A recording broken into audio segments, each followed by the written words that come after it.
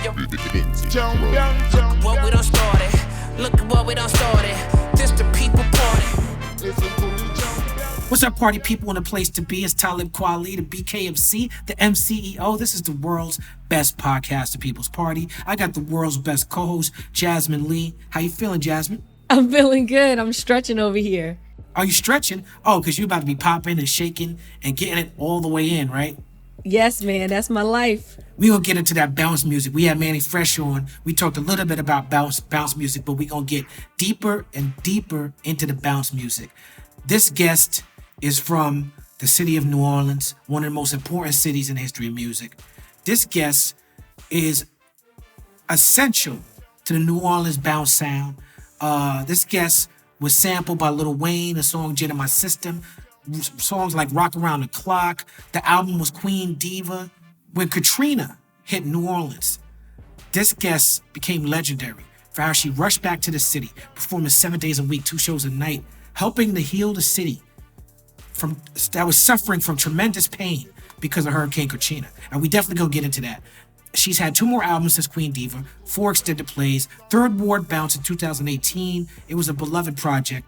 Lizzo was on it. Louder just dropped on March 13th, which interestingly enough is the day the quarantine started. We're talking about an artist who has been shouted out by and worked with artists like Lil Wayne, Diplo, Drake, Beyonce. Manny Fresh could not stop talking about her when he came on our show. She's been all over your television screens, from Jimmy Kimmel to Carson Daly to Love and Hip Hop to Triggaman on HBO. 2 different documentaries about her life. She's an activist. Her Christmas album, or Christmas track, Better Be, just came out, and she's gonna tell us more about this Christmas music she's making. The album Smokin' Santa Christmas is dropping next.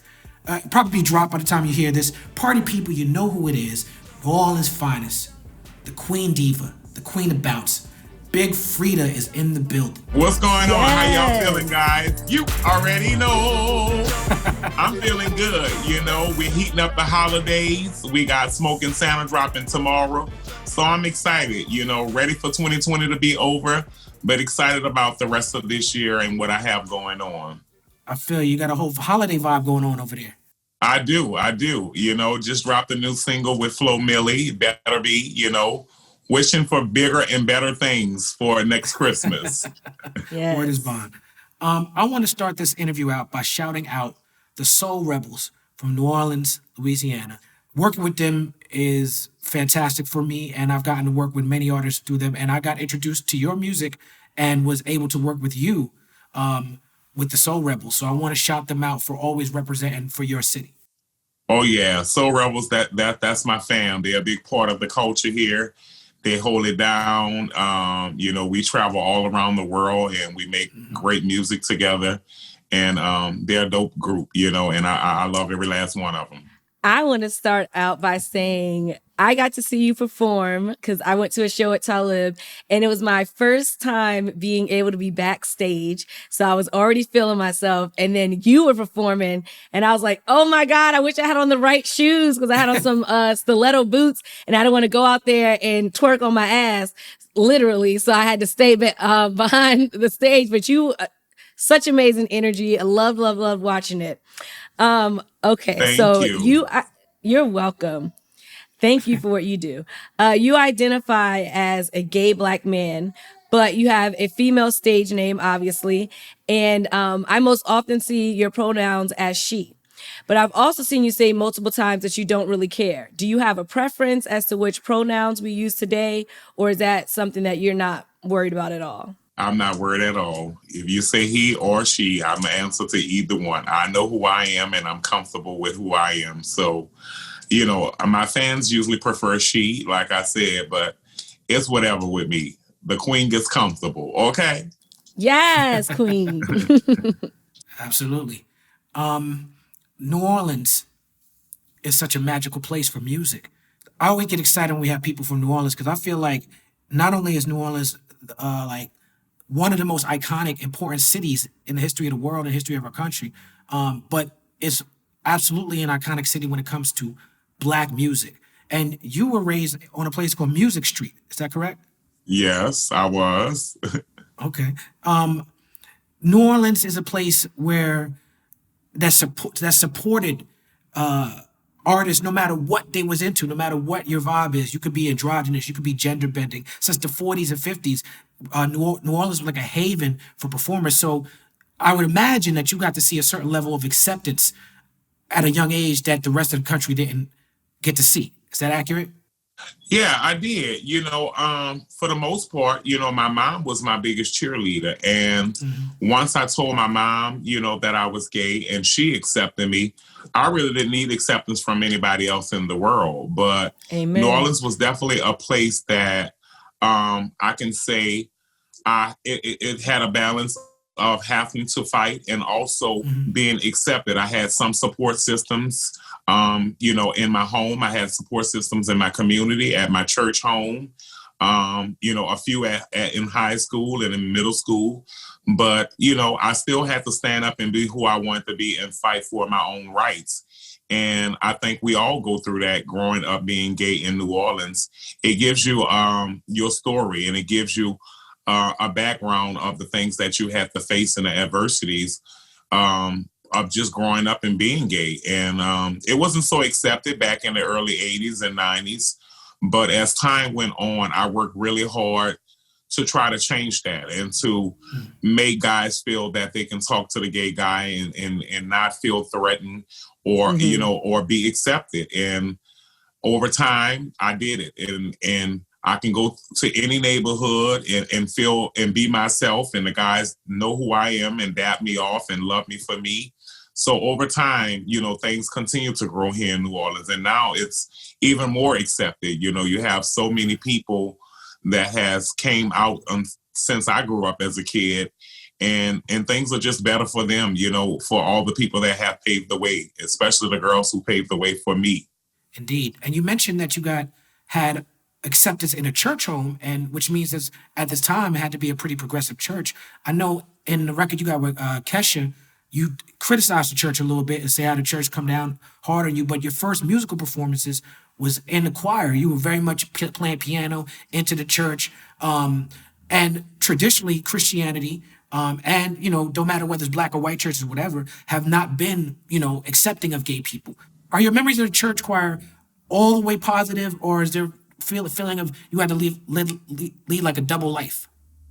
Well, I mean, for the most part, it's all positive because I had a support system in the church. My godmother, who was the head choir director, always had my back no matter what I was doing. And for me, I was doing positive stuff in the church. I was doing stuff with the choir. I was doing Feed the Hungry at an early age, trying to help change the community. So the things that I was doing had people in support of me versus if I was doing something that was not liking of the church, it probably would have been a little tougher. But, I'm just grateful for the people that I had in my life at that time and that supported the things that I wanted to do.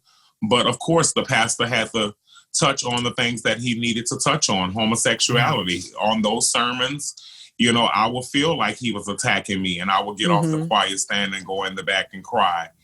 But, she will come back there and reassure me that God loves us all, no matter what walk of life we are, no matter who we are, no matter what we do. So I did have moments where I felt like I was being attacked and, picked on. But I also feel like I had more love than anything in the church. Yeah, that was a thing for me too. Like when I became, because I wouldn't consider myself Christian, but when I became an adult and I started like going to different churches, if I was in a church and the pastor started trying to condemn gay people or anything, that was always my exit out. And luckily, one church out here, he doesn't do any of that. He just preaches his word and that's it. He doesn't need to go and condemn anyone for, what they like or their preferences or anything. That's good.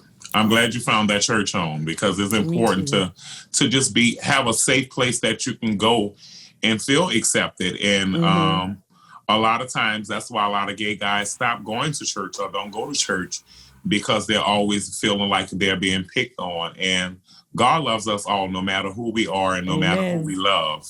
Now, in your description of your influences are listed two incredible artists, Sylvester and Salt and Pepper.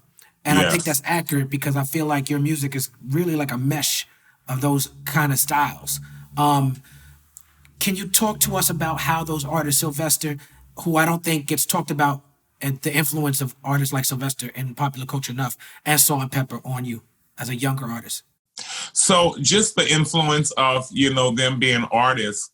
My uncle, who was a big influence in my life, and he was gay, he taught me about Sylvester and taught me everything that I needed to know about Sylvester and who he loved growing up listening to music and who he said that I reminded him of. And so I started to investigate Sylvester and look up his musical background and what he did. And Sylvester was just unapologetic. He loved his music. He loved his craft. He loved what he did. And that's me. I just love what I do. I love my craft. I enjoy what I do, and I be myself. Salt and Pepper growing up as a young kid, they had funky, fresh music. They were different. They set up themselves aside from everybody else that was doing music. And just growing up listening to all of that, I was excited. I was young. I was excited about hearing it. My uncle, he gave me Sylvester albums. And so I went out and got this record player and started to listen to him on this record player. So it was just a really special moment in my life where me and my uncle kind of built this bond. I always had looked up to him, and he had never known this until I got a little bit older to explain it to him. And, they knew that I was gay, but it was something that was really not just talked about, I guess. And they didn't want to act like, like they were the reason that I was gay, being towards my parents. So when I did get old enough and finally started to hang out with them on my own, and he introduced me to Sylvester, it was the best feeling because I felt more accepted. I felt like somebody had my back, and they taught me about somebody who I reminded them of in the music game. And then we just started talking about all type of different other music and other musical influences, and Michael Jackson and Prince and Little Richard and, a ton of artists. And so he was a big influence in my life, just being that it connected me and my uncle really strong together.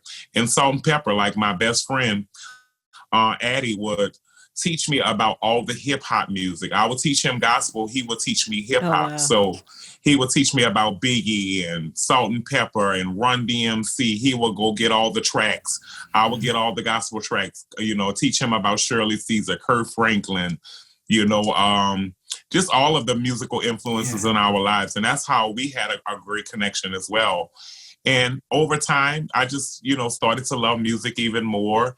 And I just wanted to be different. I always wanted to set myself to be different from everybody else. And I was blessed with a great baritone voice. And I started to learn about myself and what I can do. And choir helped me with that a whole lot because it gave me confidence. It gave me a platform to be able to do solos and play music and learn instruments and read music. So it just was a big change in my life. Okay, so my first drag show was junior year at Underground Club 1090 in Tallahassee. Now, I know Katie Red gave you an example of a lot of things. One of them was a successful drag show, a bounce musician with a record deal, and someone from and excuse me if I mispronounce this, Melpo Mimi Projects, who was success. Melpamine Projects, who was having success as being exactly who they are. Do you remember your first time meeting with Katie Red? And can you describe how important she has been for your career as a mentor and then later a collaborator? Yeah, so my friend Addie was friends with Katie before she and Addie introduced me to Katie. We stayed a few blocks from each other. I stayed on Josephine. She stayed in the Melpamine, which was maybe like 5 blocks apart. And one day Addie asked me to come walk with him to go meet his friend Katie. And we met at a corner store, by the project. And we met, we started hanging out. And, we immediately, we was all gay. So we all kind of immediately clicked, with each other. Mm-hmm. It was like our own little clique. And it was us three that started to hang out, and we became friends even harder. And over time, once Katie got her deal with Take 4 Records in 1998 to be the first trans to come out with bounce music, it changed the game. It was a lot of talk about it. You know, it was the talk of the city. Oh, they got this gay guy rapping. And by us being already her friends, she put us in songs. We went to the studio to record with her, to make up all these different sounds and lyrics. And in 2000, I did my solo project. This guy named Law, he had a studio and said, you should come over and do a song. And I already had the voice. I already had a name in the city. They used to call me Big Freddie.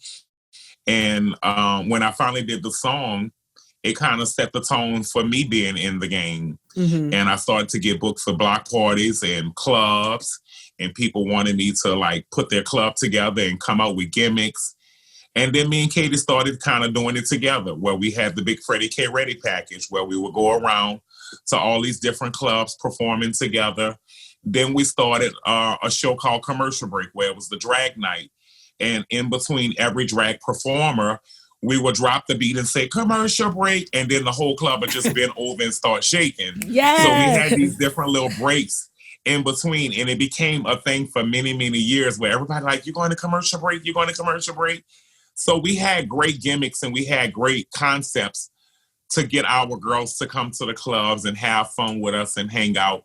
And Katie's just been a great influence in my life, being that we kind of just were friends, and we started making music and we did songs together, and things just kind of went along as each day came. And I never stopped, though. I never gave up. I continue to grow, continue to make great music, and continue to put great content out for the people of New Orleans. And it's just been a great journey thus far.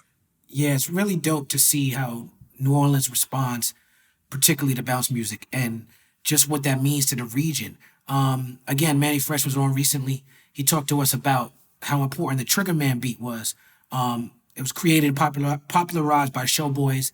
For people who don't know, for people who listen and can't access what Triggaman is, think like Ball by T.I. and Lil Wayne, right? That's like that shit, right? Yes. Tell us about the history of that beat and why you think it's so important. Well, Showboys just have been a big part of the history of bounce music, and shout out to them. They're my friends, and it's just like, you know how anything underground has a certain element that it needs in order for it to work. That's what the Triggaman is for bounce music, as well as the cheeky black claps, as well as the brown beat.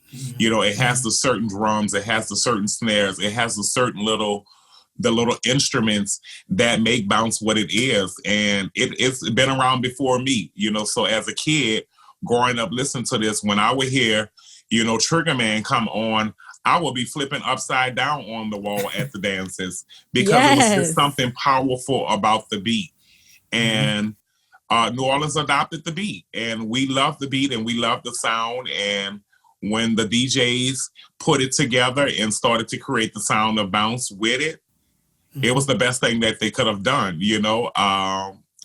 I wish it was actually a New Orleans-based music that we owned. But shout out to the Showboys once again. They allow New Orleans to create constantly with this beat. You have thousands of bounce songs that has these samples and has this rhythmic beat that is needed to create the sound. So it's a powerful beat, and I love it. It's a good one. I love the song you did with Manny Fresh, by the way, Dive. That's such a great record. Yeah, I love Dive too. Everybody like Dive. It's a fun record. We just was at Manny house hanging out. I was over there cooking some food and, making music at the same time. We hung out for a few days and we created Dive and some other great stuff. We actually supposed to have a project coming out together. Yeah, what's up with that? I don't know. I've been asking my manager what is going on. I don't know. Shit, the album been done. Yeah, I want to hear that. It was dope. We came up with some hot stuff. Yeah, I feel like y'all must have some magic together. We do. Lil Wayne also quoted Gin in My System on an early mixtape. Did you get the sense, well, how did you get the sense that Cash Money was first paying attention to you? Did you feel respected by them just out the gate? Well, not really. I knew that they knew about me. This New Orleans, we all know about each other. Even if people don't say something, you know, you kind of know that they know you. But, you know, when Magnolia Shorty was around and they had Magnolia Shorty, I had been in contact with them a few times just in the same room with them. I also had performed a few times with Lil Wayne where we were on the same ticket and I opened up for him. And then when we lost Magnolia Shorty and her life was taken from us, we actually sat on the same row at the funeral. So I knew they knew who I was, you know, in a sense. But when he did Gin in My System, I was just blown away. I was just so grateful. I'm like, damn, Lil Wayne actually know me. He repping New Orleans. He repping the sound of bounce music. And for him to put me on there, it was big for me just to represent. And that's when I knew for sure that he was listening and was checking out at what I was doing. And then he had me for when he had the first Lil Wayne concert here, where he was doing at Champion Square. I was one of the first ones to one of the first bounce artists to rock it. And him and his girl had, I guess they had a bet that, you know, Freedia was gonna rock it. And when after I performed, he said, I told you she was gonna kill it. And so, you know, he just knew. He know because it's New Orleans. It's small. We all know each other. Your story is deeply tied to Hurricane Katrina. How did that chaos and agony and destruction it caused get you on the road and open up a path for you? And can you help share New Orleans culture with a wider audience? Yeah. So, you know, Katrina had us displaced all over the world, and it changed the course of our lives for a lot of people.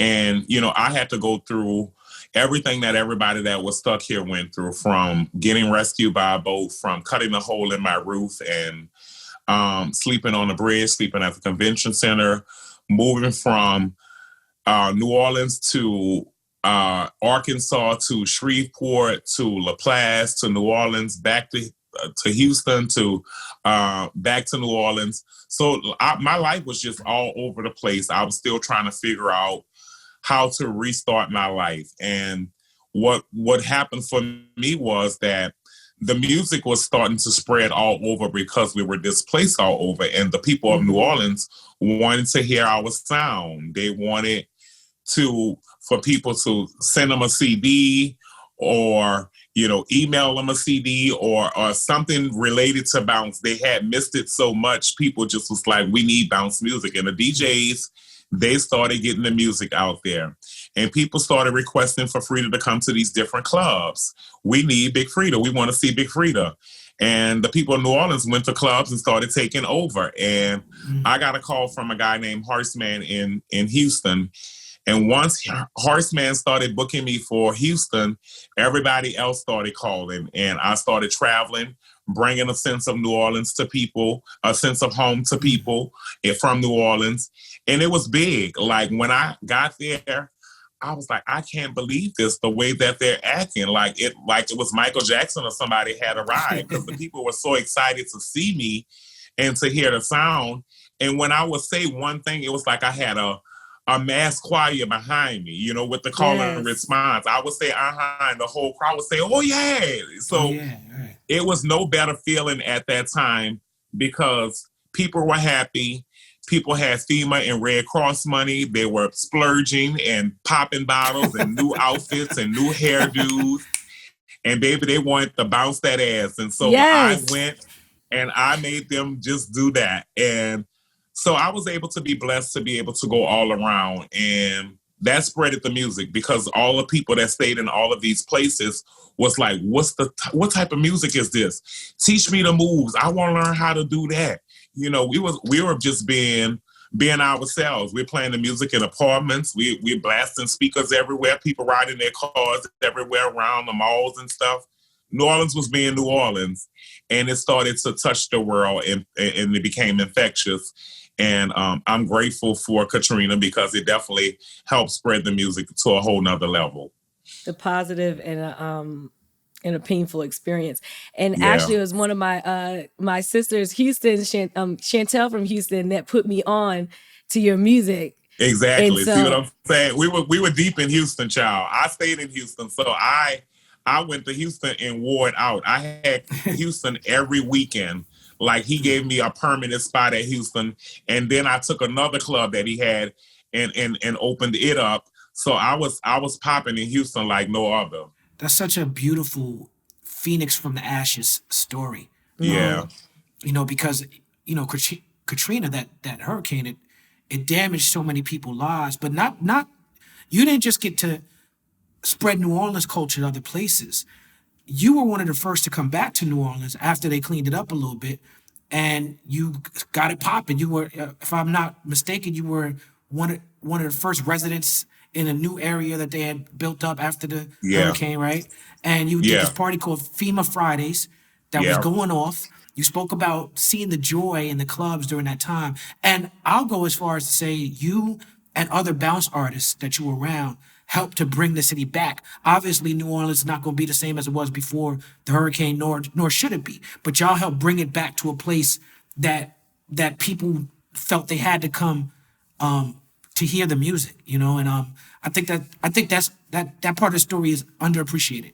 When I came back, I knew that I had a job, and if I wanted to rebuild the sound of bounce music and get back to what I love so much and what I love to do, I had to start trying to rebuild the city. And that was recruiting people to come back home. That was, every time I went to all these different places, I was telling people, come back home, come back home. And it was big for me because if I don't have the people, I'm not able to open these clubs, and I'm not able to do the things that we were doing before. So the rebuilding process was big for me because this is all what I knew. I only knew how to run things in New Orleans. This was my background. This is where I know where everything is. So it was a big process of trying to rebuild our city. And from me and the club promoters and the club owners and all the bounce artists involved, we definitely were gunning to keep bringing more and more people back. And the lines for FEMA Friday were down the street around the corner because it was like the only club open. So every time it would open, the walls would be like packed from side to side. The bar would be packed. People were, had, like I said, Red Cross and FEMA money. They were popping bottles and going crazy.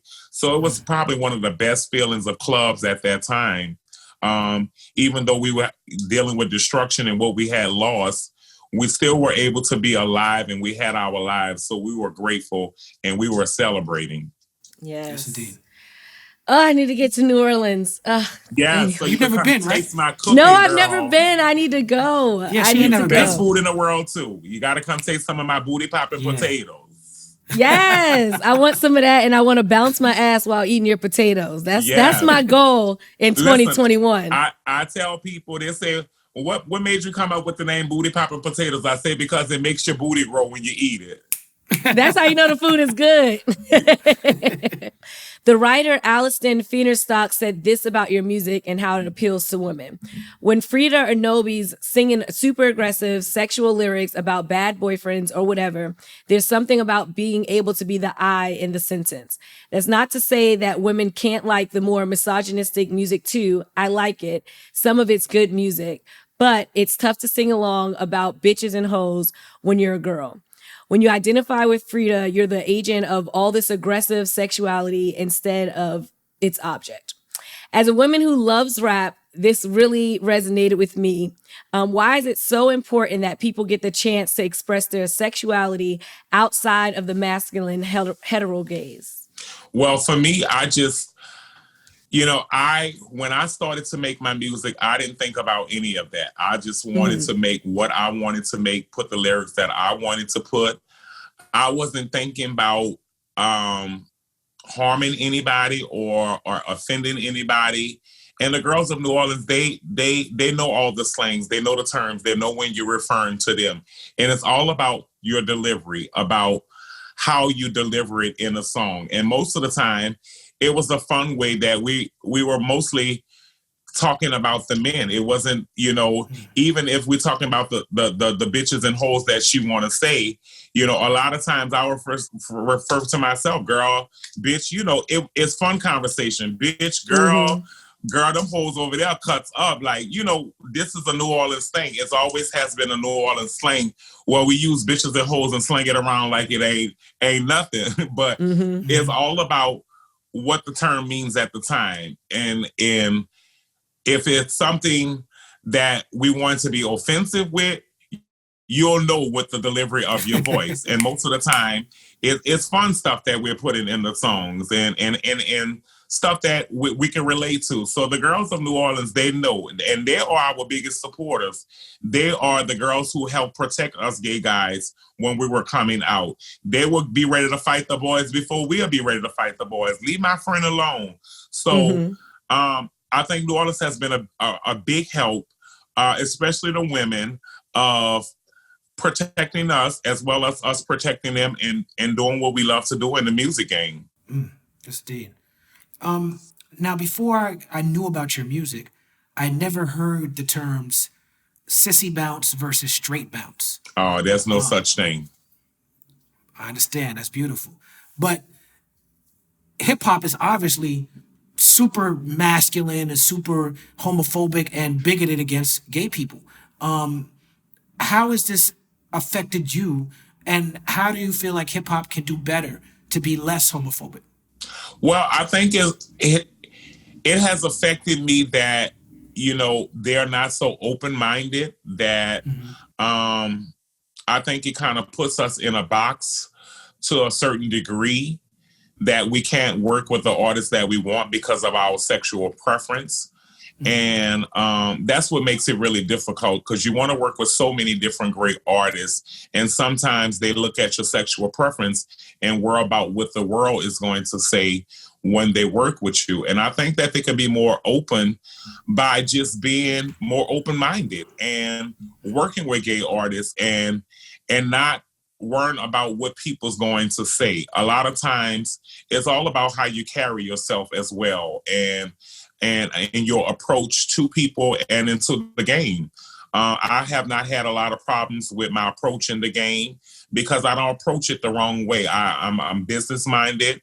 I'm a people's person. I know how to open my mind and work with other artists. So I just think that you know, it has gotten better over time, though. I can recall at one time I was like, damn, am I going to ever do a song with anybody else outside of, you know, somebody in the bounce game or a female or a gay guy? And when I started to work with other, you know, heterosexual artists, I was just so happy that I can still be myself and these people not feel threatened by me or my likeness of what I love. Yeah, so just being more open-minded and being more free spirit, and I think that will make the world a better place. I've had great reception since I've been myself and the way I carry myself, and I haven't had any problems since then. I think I've had more people willing to work with me since things has changed and the game has opened up even more. Yeah, I can relate to what you're saying on an intellectual level, but of course, I've never gone through that. And my privilege as a straight person blinds me to some of these things. There's an artist that is known in industry as a gay artist that I work with because it's just a phenomenal artist.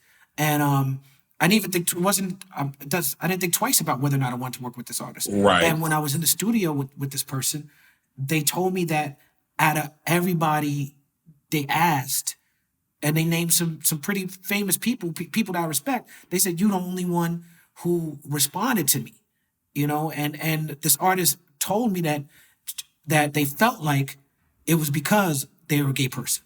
And yes, so I never thought about that. I never had to think about that before. A lot of times that happens. And a lot of times, you know, even today, I still reach out to some bigger artists and want to work with them. And sometimes you don't get the response. Even having artists like yourself and Drake and all the artists who I've worked with, you know, you still have people that still worry about what other people are going to say. And so you're still just going to have that in the game. And we hope that those people will open their mind and see the bigger picture. It's about making great music and about giving something different to the fans. And it's not about nothing dealing on a sexual level at all. And people just get it twisted when they're usually doing stuff with other gay artists, with gay artists, you know? Yeah. Yeah, it's two things that people need to change their mindset on. Number one, being gay is not a bad thing. And number two, you cannot be gay by association. Just because you're hanging out with somebody that's gay does not mean that you're gay. Like, I don't get it why people are afraid. You listen, you know how it is now, especially with social media. Everybody want to be judgmental. Everybody want to, you know, say what they want to say, and people have the right to have their opinions, but it'd be a lot of nonsense that people just stir up stuff that shouldn't even be. And I think that'd be the biggest problem. It'd be the fans and the internet stirring up the mess and making situations out of stuff that really is not a situation. You have worked with a lot of amazing artists, including the Queen Bee, who I'm gonna. Yes. I can't wait to meet her and hug her, and we have her on the show, and I get to. Anywho, you were in Formation. I'm speaking into existence. You were in Formation, and you performed on the Formation tour. How did Beyonce come into your life, and what has that relationship meant for your career? Do you think that it made an impact on your ticket sales or streams, or boosted your career in any significant way? Oh, it made an impact on all that, because when I did the song with Beyonce, the numbers went up, honey. I called my manager and said, make the numbers go up. Yes. It is official. The Queen has stamped me.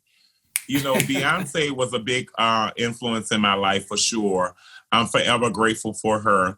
One day they came to New Orleans, her, Kelly Rowland, and Solange, and they hung out with me at a club called 8 Ball. And after that, I came in contact with her, you know, another time for her mom's 60th birthday party that I was invited to that was here in New Orleans. Mm-hmm. And we hung out, we danced on the floor, we talked some shit.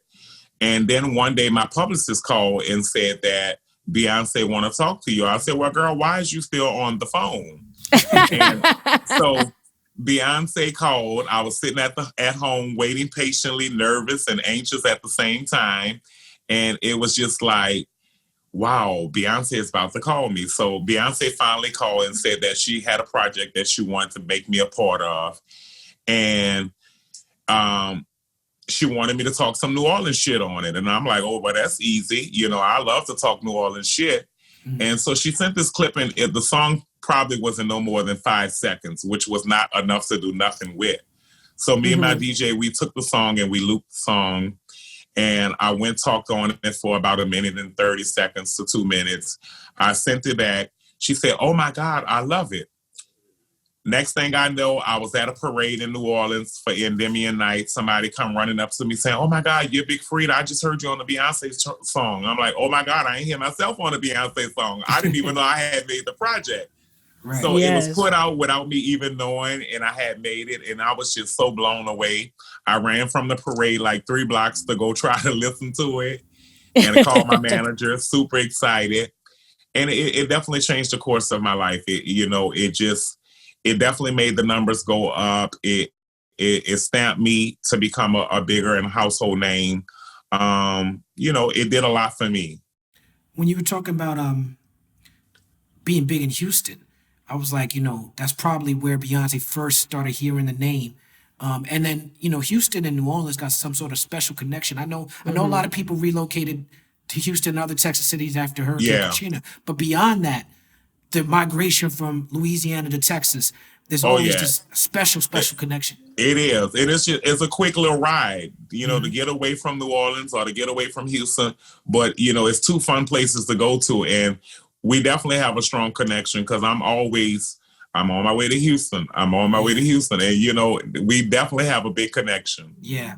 I saw the Formation show at, I don't know the name of the stadium where the Mets play in New York. It used to be Shea Stadium. I'm showing my age. I don't know it's probably named after a bank now or some shit. But yeah, I recall the show started later than I thought it was going to start. DJ Khaled was up there killing it. And then there was a long, long pause of just the audience waiting. And it was so long. It was just the pause was so long. I remember thinking, man, they don't let Lauryn Hill get away with this. You know what I'm saying? Oh no, they don't. They be on Lauryn. They be on her. But once that intro drop with your voice came booming through them stadium speakers, I never seen nothing like it. Never And seen the nothing whole like crowd it. changed. Me either, because it's just like when I actually got to perform with her at the Superdome, I had never experienced nothing like that. It was like an out-of-body experience where when I came on stage, 70,000 people hollering and screaming and representing, and it was all my people from New Orleans, and it was the best feeling that a performer could ever want. And then, I was on the stage getting ready to come out because they had switched the spots where we were coming from. I was coming out of her original spot, and she came out the middle of the floor. But right before I hit the stage, she comes sneaking under stage. I didn't even know she was already under there, and kissed me on my cheek. I like to die. Yes. I like to die. Like right before I went on stage, she was like, good luck, and kissed me on my cheek. And child, I just was like, bitch, Beyonce just kissed me. Yeah. Did you wash your face after that? Not that night, girl. The next morning I did. Yeah. I had a similar experience with Jay-Z was on tour with R. Kelly, and they got into an argument on the Best of Both Worlds tour, and they kicked R. Kelly off the tour, and Jay-Z turned his tour to Jay-Z and Friends, and my record was hot at the time, so I came out and did Meadowlands. Just that one song, Giant Stadium, shit was crazy. So, that stadium love is a different type of thing. Yeah, it is. I know that feeling. I know you know for sure. Yeah. Now, Drake does a lot of big shows, stadiums. Drake also used the Triggaman beat for Nice for What. Nice for What is, to me, such a great, to use a New Orleans term, gumbo of black music. He shot In My Feelings with you in it. Talk to me about working with Drake, and I know that relationship had to develop over time. Yes, I mean, Drake, another amazing artist. They had called and said that the project needed something else, a little touch of something else, and I wound up being that little touch of something else. They had already shot the video and did everything else. The song was actually about to drop, because once I got on the song maybe had dropped like 5 days right after they gave my vocals to them. And, I had never even met Drake before that. I came in contact with him, but I had never met him. And once I did talk to him, once that project happened, he wound up coming to New Orleans and doing a show. I wound up performing with him as well in the Smoothie King Center, another epic show that was amazing. Then I wound up doing some little club stuff with him, like after party stuff with him, where he saw that I had total control of the crowd and the girls, and he was like, oh my God, I never saw nobody do this, like have control like this of a crowd, and especially with like how the females are cutting up. And I mean, that night they went completely hard. Every word I said, everything I said, bend over, bust open, whatever I said, they did it. And it was you and Drake in there too. Yeah, and it was me and Drake in there. So they going hard, because Drake there, he watching, they trying to see like who going home or whatever with Drake, or maybe one of his team members. So my girls are going hard. Yes. And I can remember him saying, leaning over to me and saying, man, I've never seen nobody control a crowd like that. And I've just been very, appreciative of Drake being a straight male, not afraid to do a song with a gay artist and put me on. And even when Drake called, that stamped me again. I told my manager again, I'm like, make the numbers go up again. So, every time I got these big moves, the numbers kept on jumping, and things started moving in a newer direction for me. And he just put me on, No Ceilings 3. I'm the first line in the song, baby. That's right. Yeah. That's right. So I'm BB King grateful freestyle. for Drake. So shout out to Drake for always holding it down for New Orleans and holding me down. Yes, indeed. You'd been upset 2 years ago about transgender model Amanda Lepore being scrubbed from the final cover of Astroworld.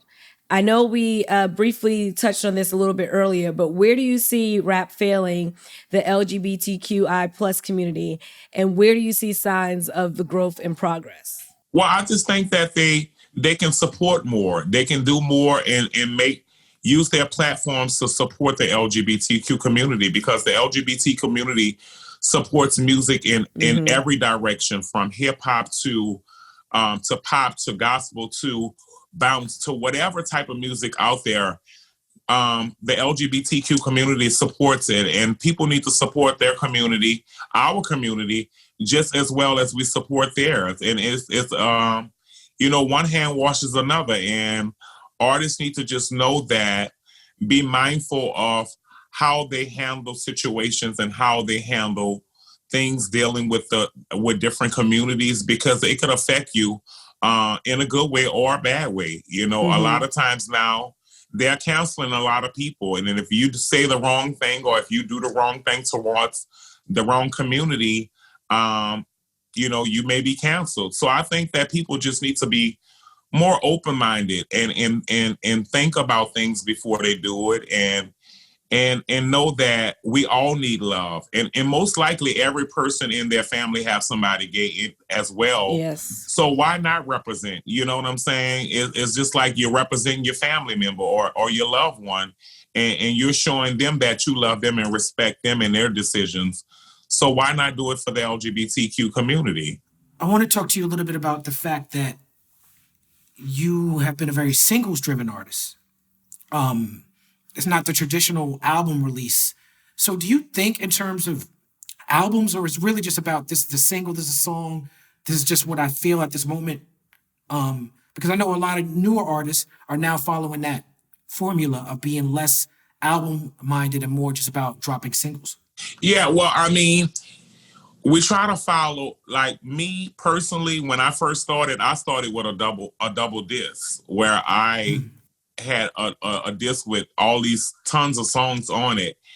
And I've just figured out over time, you put out so much music, and if you put out too much music, some of it's going to just get lost in trying to put out too many songs at the same time. I feel like,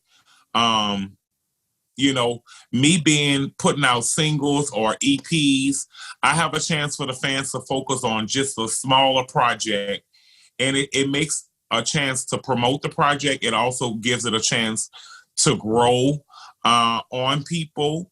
And then I just hit them with another one, So it's just been a formula for me that has kind of worked. And even when I'm talking to the label and stuff, they always switching shit and talking about, people are doing EPs now, and putting out singles versus albums. And, that's their way also, I guess, of spending less money than having to put out a project with 10 songs that have to be made. But it's just been more effective for me, where I can focus on, a 6-song project or one song at a time, a single at a time. It's just been more effective for me, where people can really enjoy the song and then move to the next one. Okay, everyone, if you've been watching this show, you know that I am a reality TV show whore. I love watching reality TV. And I definitely watched Big Freedia, Queen of Bounce on Fuse. Your show was very entertaining. Thank you. It led you to setting the Guinness Book of World Records for most people twerking at once. Now I have a couple of questions. Number one, how many people were actually twerking on the stage? And also, I wanted to share my theory with you, because I feel that you can tell the age of a woman by how they twerk, because there's different generations of twerking. So how do you feel about that theory? Well, there definitely is. Like I said, we twerk from babies to grandmothers here, and it is definitely different generations of twerking, and you can kind of tell by their age, how those bones and those knees move. When I set the World Guinness record, the first time, I think it was 400 and something people in New York, but I set it twice, and I brought the record home to New Orleans, where it outbeat New York, and maybe had a little bit over 500 and something. And I mean, there was no stage. I was the only one on stage, but everybody was on the ground. and all the World Guinness Record recorders are people who, were counting. They were all over on the ground. All right. So what I'm going to do is I'm going to have my birthday party in New Orleans, and we're going to break that record one more time. Okay. And I'm going to bring my girls out so you can make them twerk for you too. Okay. Well, we're going to need about 600 of your girls to come out. We'll find them. Don't you worry.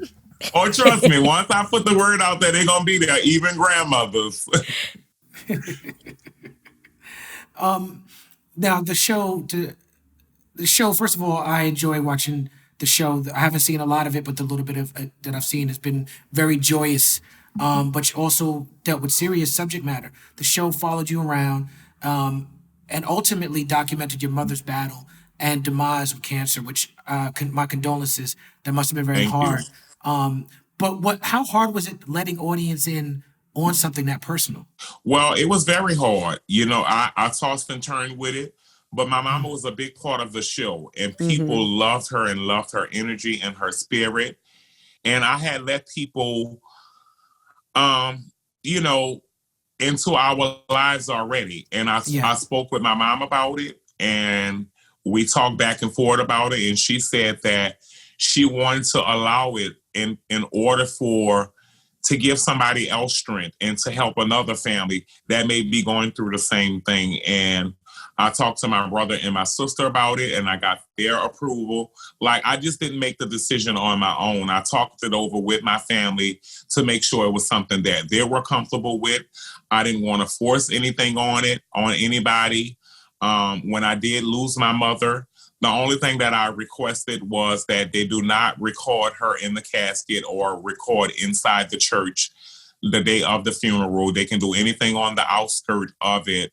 I didn't want people to see her actually laying there in the casket. So that was my main request. But otherwise, my mama was a beacon of life on this show, and I wanted to continue to share her and her story that may can help another family in their hard times. And my strength helped a lot of people. Just seeing me be able to deal with that and be there for my mom, my strength helped a lot of people that was dealing with the same thing in their homes, and helping them to get through with it day by day. Word up. Again, my condolences. Thank you.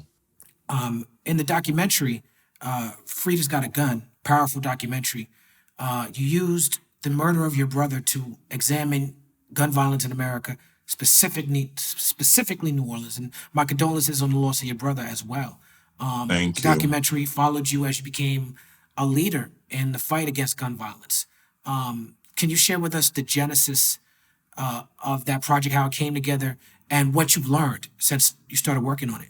I wanted to do something that would help the city of New Orleans and try to deal with a bigger problem that we face. And gun violence is really big here. I'm tired of buying T-shirts. I'm tired of putting people on T-shirts. Yeah. I'm tired of seeing families hurting. I'm tired of turning on the news and seeing people shot and killed over the most senseless thing that can possibly be. I lost a cousin to gun violence over a 10-speed bike. I lost a brother over gun violence. I was shot before twice. Wow. So all of these things that I see and have seen in New Orleans, I was fed up and I wanted to do something about it. So I talked with my producers at World of Wonder, and I wanted to dig deeper on something that's affecting my life and how can we help to change it.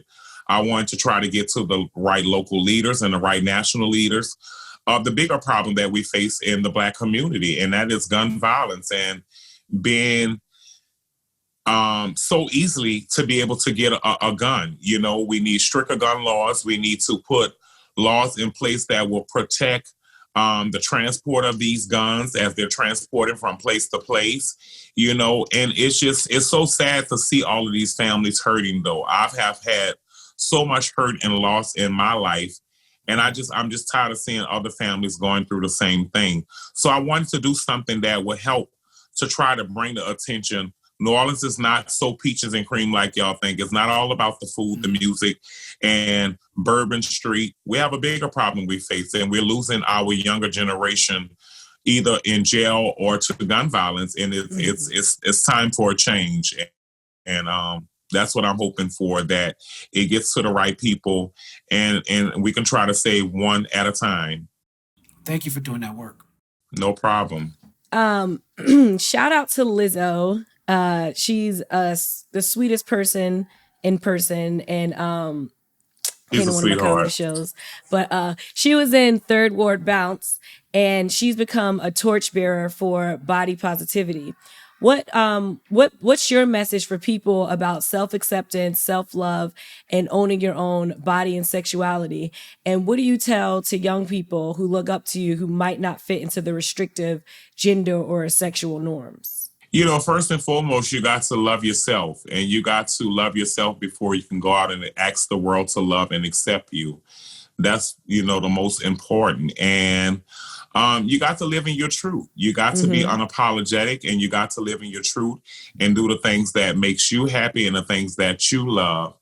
And I think everything else will fall in place. I honestly just love you first, and then, you can be accepted around the world. Lizzo is my friend. We've been doing music for a long time together and performing.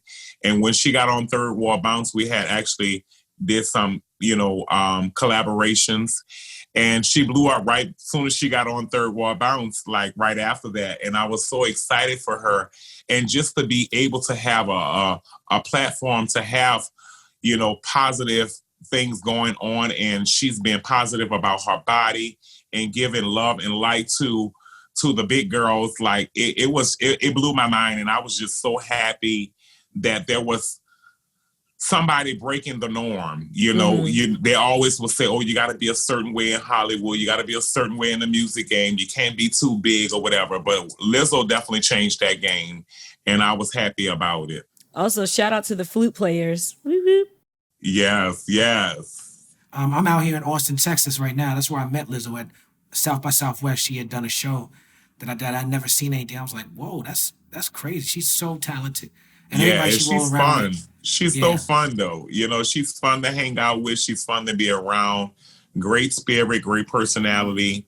She's a dope individual. Mm-hmm. Yeah, she is. I have a book coming out, top of the year. You put out a book, God Save the Queen Diva. Tell me your experience about writing that book and rolling it out. It was a little tough, being that I had to relive some of those stories and to bring up some stuff that I had to share with the world. I didn't hold back anything. The book was also therapeutic for me to be able to release some things that I've been holding in, and to finally get them out and to look at them on paper and to finally reread them and just experience the things that I did as a kid. It also brought back some wonderful memories and some good times and laughter. So the book was an emotional roller coaster for me. Good, bad, the ugly, and all the in between. And I'm just happy to be able to put my story out there to the world, because my TV show only lets you know so much of me. My music only lets you know so much of me. But my book gives you a little bit more in detail of some of the things and the adversities I had to face growing up as a kid, going into young adulthood and then to becoming an adult. It also experienced some of the things I had to face in the music career, some of the things I had to face with my family, the losing of my mom, some of my musical influences. It tells a lot, and it gives you a little bit of everything that I went through on my journey. So I'm excited about the book, and it was released in 2015, but it's released now on paperback. And the book has got a whole new life, like it's a brand new book. And I'm just like, wow, I can't believe the acceptance of the book, how much love and support it has gotten, and how many people tell me they have been inspired by the book and they love the story.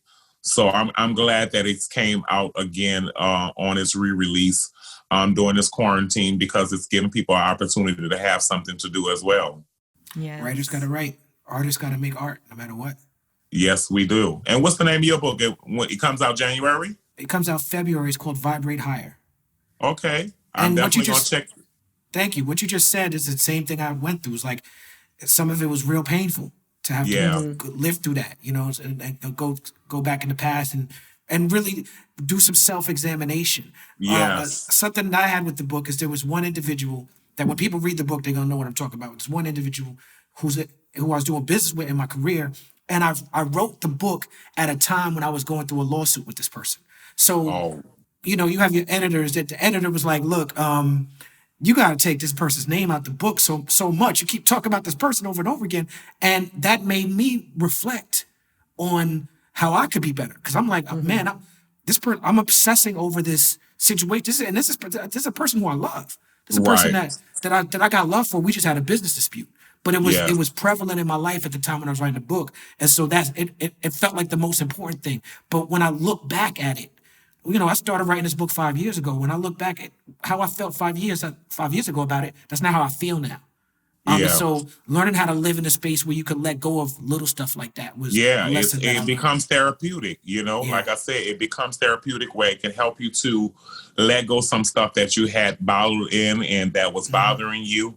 And, I had a similar situation that I'm dealing with right now with that, where, a business partner who I've been with for 5 years, are playing with my finances. And now I'm dealing with, No, man. law enforcement and all type of stuff with that. So I know that pain of being, misled and being betrayed and, but it's not something that I'm focusing on and talking about constantly. It's something Right. that I pray about and I ask God to help me to deal with it. Cause I was fired up when that was every day. That's all that came out my mouth. Yeah. I want to go get him. I want to go get him, and Yeah. now I have learned to, and it's just this at the top of this year. And I've learned how to step back and let God continue to move things that needs to be moved out of my life. Right. Amen to Word. that. I'll be looking for 2 autographed copies of both of your books in my mailbox for Christmas. So Okay. here we go. I'm gonna autograph an audiobook for you. Are you gonna read it? I did. I did the whole audiobook. That took Yes. Oh my Oh, that's God. great. They're trying to get me to do that. I did not want You to do need that. That is to. You too gotta do much. it. You gotta do it. Oh, that's too much work. I know you have an interior design firm. Can you talk to us a little bit about that, how it works, and what sort of clients you work with? And also, how much time are you able to devote to it? Well, I used to do it all the time. I was doing it as long as I've been rapping. And I decided that, me, my uncles, and one of my business partners, we started way back then, and we started doing like parties and weddings and whatever type of event it was, we can handle it.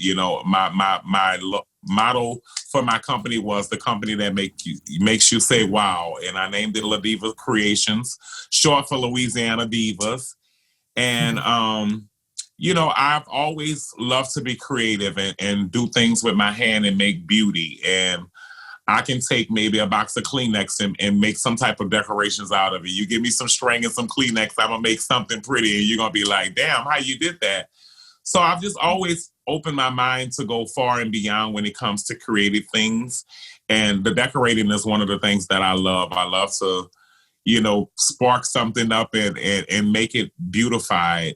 And I did that at church a lot too. I always wanted to change stuff at the church and, put big flowers at the front when you walk in and all kind of things. Yeah. And I miss it a lot. I only do it for myself now at home. And, if it's somebody close and near to me, I still have the company. And usually my business partner, I send them out and do the things that we need to be done or whatever.